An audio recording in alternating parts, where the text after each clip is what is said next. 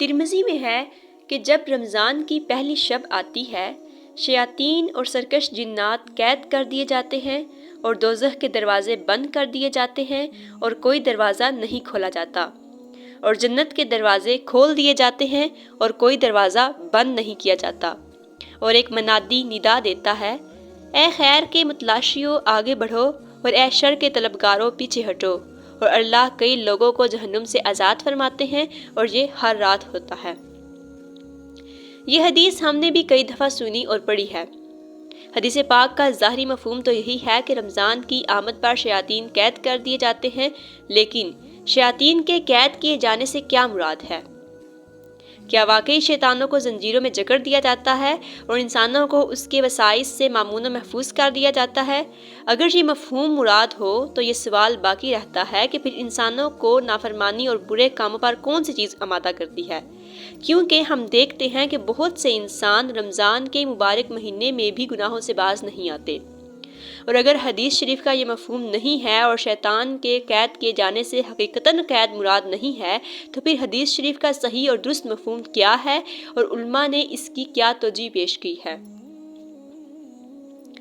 سب سے پہلے تو یہ کہ انسانوں سے گناہ کیوں کر سرزد ہوتے ہیں؟ کون سی چیز انسانوں کو گناہوں پر اکساتی ہے؟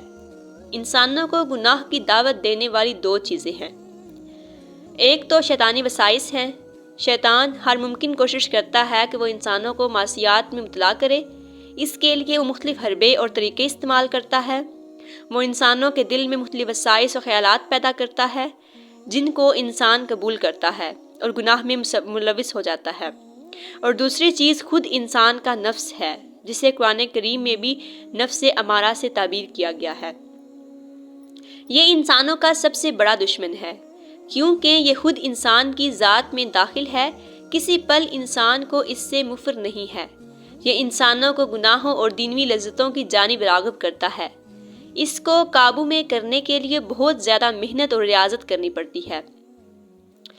چنانچہ بہت سے علماء یہ کہتے ہیں کہ رمضان میں شیطان کو حقیقتاً قید کر دیا جاتا ہے، جس کی کیفیت اور حقیقت اللہ تعالیٰ ہی کو معلوم ہے،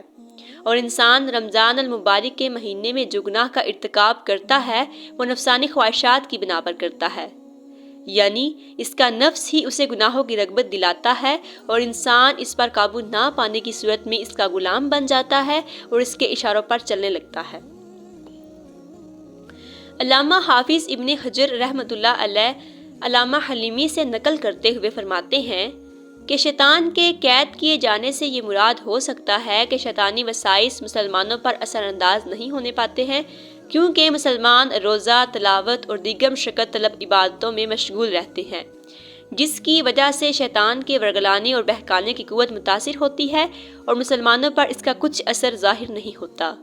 اور جو لوگ عبادات کا اہتمام نہیں کرتے ان پر شیطانی وسائس اثر انداز ہو جاتے ہیں اور وہ گناہوں میں مبتلا ہو جاتے ہیں۔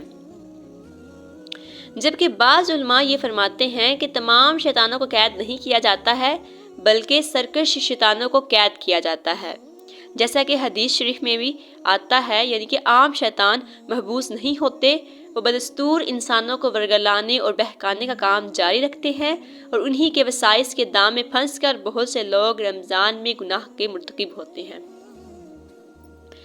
بعض علماء یہ کہتے ہیں کہ شیطان 11 مہینے انسانوں پر اپنا اثر ڈالتا رہتا ہے، اور یہ اثر انسانوں کے اندر اس قدر راسخ اور مضبوط ہو جاتا ہے کہ شیطان 1 ماہ قید بھی رہے تو اس کے ڈالے ہوئے اثر کے نتیجے میں انسان گناہوں میں مبتلا ہو جاتا ہے۔